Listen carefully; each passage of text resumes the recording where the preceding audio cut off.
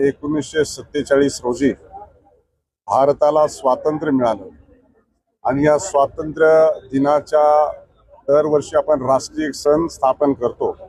परंतु केंद्र सरकार आणि राज्य सरकारच्या माध्यमातून 15 ऑगस्ट या स्वातंत्र्य दिनाच्या पूर्वसंध्येला भव्य अशा तिरंगा रॅली काढल्या पाहिजे। त्याच्यामध्ये नागरिक, प्रशासन, शासन, विद्यार्थी, सामाजिक संघटना, माजी सैनिक, एनसीसी अशा सर्व घटकांनी त्याच्यामध्ये सहभागी झालं पाहिजे आणि राष्ट्राप्रती, आपल्या मातृभूमीप्रती जनजागृती झाली पाहिजे।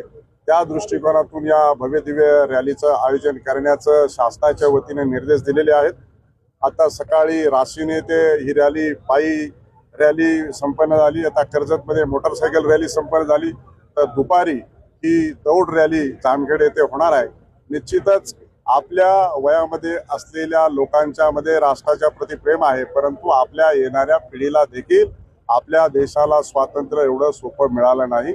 150 वर्षाच्या पारतंत्र्यात राहून आपल्या स्वातंत्र्य सैनिकांनी आपल्याला हे स्वातंत्र्य मिळवून दिलेले आहे, लोकशाही प्रस्थापित केलेली आहे आणि त्यामुळं आपल्या भारत देशाच्या नागरिकांमध्ये आपल्या देशाविषयी प्रेम, आस्था आणि निष्ठा ही निर्माण झाली पाहिजे। या दृष्टिकोनातून या भव्य दिव्य रॅलीचं आयोजन केलं।